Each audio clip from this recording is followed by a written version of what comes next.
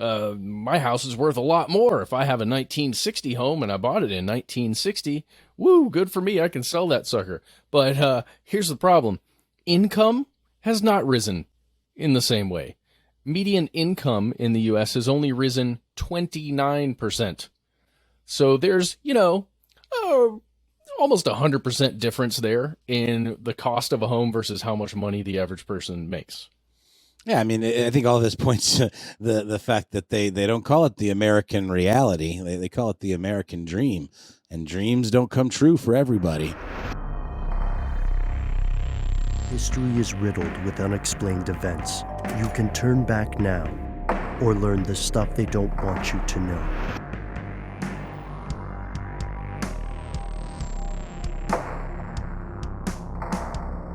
This is something that we had talked about in a previous episode. The fact that many people across every demographic except for economic are having a difficult time buying a home, even if they're buying a second or a third home, or it's not their first rodeo. Our collective heart goes out to a lot of first time home buyers because it's rough in those streets right now. And there's a thing I think will be amusing to all our international listeners, gang. There's this thing called the American dream. And I was getting so upset diving into this research. We've been working on this one for a while because Matt, you, Noel, recently started getting back in the game. Noel, you bought a house. Matt, you're working on some stuff too. And this, I got so incensed about this that I was like, we have to find the etymology of the American dream. Who told these people all this stuff? And we found it. Yeah. I mean, you think about it as like owning a home, having a wife and 2.5 kids. I always wonder about that 0.5. I guess that's the dog. But most people living in the U.S. Post-World War II economic average. 100%. Yeah. And we know a lot of that stuff came from like Sears catalogs and just like selling this idea of the American dream in terms of like the images of, happiness and prosperity. And a lot of that was a backlash to, the Great Depression and like horrible conditions and just absolutely having to scrap for everything. So it was kind of this like ideological kind of like glossy image that is really just that. But most people living in the U.S. today do kind of understand this concept that I'm describing, the American dream. It was in fact coined as a phrase by James Truslow Adams, who is a historian and writer of the 1931 book Epic of America, where he referred to the American dream as the dream of a land in which life should be better and richer and fuller for everyone, with opportunity for each according to ability or achievement. I just want to point out the key word there, I think, is should. Right. Pursuit in which life should be better. Yeah. And also based on achievement or ability, which are also kind of subjective at times, right? Yeah, but meritocracy. It's a noble idea. The U.S. is better than many other civilizations at it, but I wouldn't describe the current U.S. as a meritocracy in full, and it would be naive or intentionally deceitful to pretend that it is. Today, I mean, the U.S. has this individualism thing. The U.S. has a lot of very self-centered people, so most people aren't aware of that etymology, right? For all folks, it should be better and richer and fuller. Instead, most people in the U.S. take it to mean those kind of microeconomic goals that are personally macro for the individual. What does narcissism have to do with me, says the narcissist? Well, that's why the American dream means successfully starting a business, embarking upon a career, starting a family, creating a legacy, and perhaps most importantly, going back to that post-World War II economic boom stuff, it means owning your own home. As they said in the fantastic adaptation, Oh Brother, Where Art Thou? You ain't no kind of man if you don't own land. And these days, what's funny for a lot of folks here, I think, if you are not from the US, you've heard about the American dream, then you might not know how most residents of the US treat it today. It's a cynical thing. It is brought up as an idea that either never was true or, in any case, is no longer true today. As we record, more than 4 in 5 people in this country define the American dream as financial security. That's it, for themselves and their family. And more than half, so 4 out of 5 say it's just about the money, and more than half think that same dream is unobtainable. Yep. So having enough money, we're talking about security, right? That means not living paycheck to paycheck. That means saving money and being able to invest that money in your family or yourself, right? And right now, like, it's pretty bad right now, but we have to look backwards before we look at what's happening right now, I think. So if we go back to the 1960s, let's say 1960 itself, the median home value in the United States, because it takes money to buy homes, right? The median home value in the U.S. was $11,900. You heard that correct. $11,900. In $1960. Wait, were these like those ones, as build it yourself ones you get from the Sears catalog, or no? Those were cheaper. Yeah. Yeah. So you said $1960. That's the equivalent still, it's very low, of $98,000 in 2022. Still, if you could find like a nice single family, let's say 3-bedroom, 2-bathroom, or maybe even 1.5-bathroom house for that much money in the US right now, you're doing great. Especially if, there's a great school there and blah, blah, blah, blah, blah, all the other factors, or it's close enough to a city center or whatever.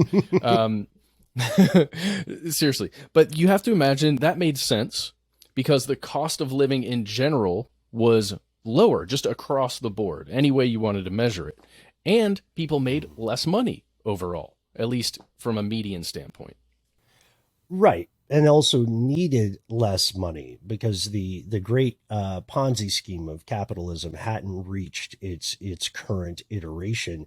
I think it's so fascinating. Okay, so the American dream starts off originally. The guy who makes up the phrase is like, this should be a country where everybody can do better if they are good, if they try. And then it became along the way, partially out of necessity, people saying, okay, what that really means is I need to make sure my budget's straight.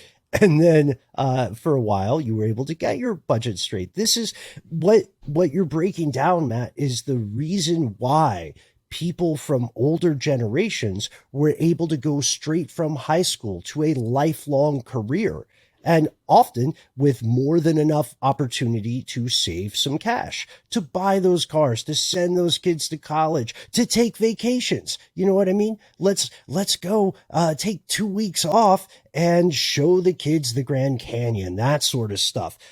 Of course, this opportunity was not equally distributed. Multiple groups have never, and possibly will never see the real benefit of the supposed American dream.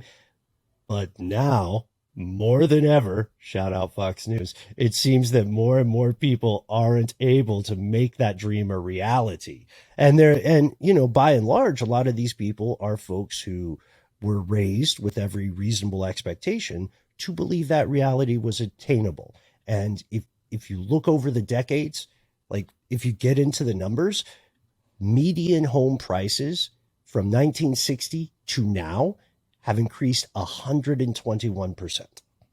And like that could be great, right? If you own a home, my goodness, my house is worth a lot more. If I have a 1960 home and I bought it in 1960, woo, good for me. I can sell that sucker. But here's the problem. Income has not risen in the same way. Median income in the U.S. has only risen 29%. So there's, almost 100% difference there in the cost of a home versus how much money the average person makes. Yeah, I mean, I think all this points to the fact that they don't call it the American reality. They call it the American dream. and dreams don't come true for everybody, especially these days. I mean, that's insane. It almost like implies a calculated move to a climate where owning a home isn't for everybody. In fact, maybe it's only for the elitist of the elite in terms of like individuals. And then beyond there, who's it for? Mhm. That's the question. Yeah, well said. I like to call it neo-feudalism, which is ultimately, I wish more media outlets would explore that concept and that evolution or regression. But that's what happened. And also, again, we always have to point out nothing occurs in a vacuum. There are many, many other factors, right? The death of manufacturing, the death of trades. These removed a lot of those jobs that would have supported this American dream, the way it's currently phrased. And those opportunities disappeared at the same time. Property became worth more while the dollar became worth less in average power. And we want to hear your anecdotes, folks. As we go through this, don't hesitate to pull up the email, shoot a line to conspiracy@iheartradio.com. Don't hesitate to post on social media or reach out to us because you're a part of this story. And if you don't live in the U.S., it's going to affect you too, whether now or down the line. Unfortunately, for our U.S.-based conspiracy realist, it is a statistical certitude that you or someone you know has tried to buy a home in the past few years, only to find it much more of a struggle than it was for previous generations. And this is not because people are fundamentally any different than people were a few decades ago. People aren't lazy. People are not dumb. People are not necessarily bad with money. It's just the game is getting harder. The skill level's going up and the opportunity cost is rising as well. The odds are stacked against individuals and families buying homes, and the statistics show there's something more than avocado toast at play. You know what I mean? Like, Matt, I feel like we're in church right now. I just saw that. The avocado toast. It's the great avocado toast invasion of many cities. And we're going to get into that. Like what happens when people with lots and lots of money move from areas of the planet, really, to other areas that are growing, right? It's a new area of opportunity, a new region that's growing. What happens when those really rich people come in, buy the houses that, could be bought by people who don't have that money? Well, hell, what happens historically? I mean, let's look at like the great move westward, I mean, it's not like there wasn't anybody there. It was just the people that were there didn't have the means that the people that came there, did for the large part, who could afford to like, put down stakes and like build banks and towns and all of that stuff when the, people that were there before were, living off the land and were like indigenous people, and they were essentially trundled off and treated like trash. And then, there were some weak reparations made over time and all of that. But I mean, it's a tale as old as the history of this country of people with more moving into areas of opportunity, quote unquote, where the people that are already there have less and can't fight City Hall, can't fight the conquering force. Yeah. Take him to church, Noel. I mean, it's upsetting. Okay, sorry. Like a blurg in the blood and blow. Yes. What a name for a guy. Anywho, yeah. Here are the statistics. We're not even to the conspiracies yet. These are all facts. Home prices, right, accelerated again 121% from 1960 to like 2021. If you look over just the past year, home prices have again accelerated. They went up 20% in 1 year. In a year. And it's bizarre because I think we all, when the pandemic hit, those of us who are lucky enough to continue to work and not have to take a pay cut or anything like that, like, us, because podcasting, continued on strong. I think there was something in the back of our minds that were like, well, maybe this is an opportunity where, because of not to capitalize on anybody's misfortune, but because so many people were out of work, that maybe there would be it would be an easier time to buy a home. Maybe people would be downsizing or moving, having to sell, or who knows, maybe foreclosed, or God forbid. But it was like the exact opposite effect. Oh yeah, I was literally telling you guys that, and I felt bad. I was going. We were hanging out one day, and I was saying, "No, Matt, I hate to." I don't like to think I'm profiting off human misery, but this might be the time where I buy a house. And I was completely wrong. I'm not above admitting We all that. were. Yeah, housing prices skyrocketed, and I never had to. I still don't fully understand why. Issue about human misery. Yeah, no joke. And I still don't fully understand why. Is it because of people that were cooped up wanting to like upsize? It just didn't seem like there was any expendable income to be had, except for in very specific sectors. But all of a sudden, there was this sense of like, oh, God, we're being cooped up. We need to get a bigger house or move or something. I don't understand. It's still confusing to me. I have a theory, my friend, and we'll get to it at the end of today's show. I can't prove it just quite yet. But anyhow, yeah. At the same time, housing prices are skyrocketing. 20%, as you said, Matt, just over the span of a year. Mortgage rates are also rising faster over the past 3 months as we record than they have in decades. And add to that, to exacerbate the crisis, there's a record low availability of straight up houses for sale. Part of that is that constructing houses became more expensive. Part of that is people are holding on until the right entity shows up with a suitcase of cash and waives the inspection. But right now, even if none of those factors were true, imagine buying a home. Like you said, Matt, a 3-bedroom, 2-bathroom, 1.5 bathroom. Imagine buying that for just $98,000.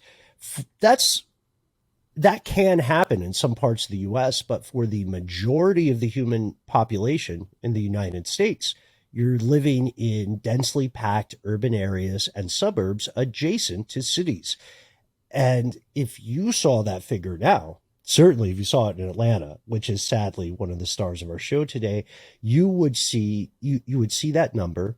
You pull it up on Zillow or Redfin and you examine the photos and you would think, what's wrong with it? Asbestos? Lead? Are there foundation problems? You would know it's not haunted. Because in today's market, that would just raise the price. You know what I mean?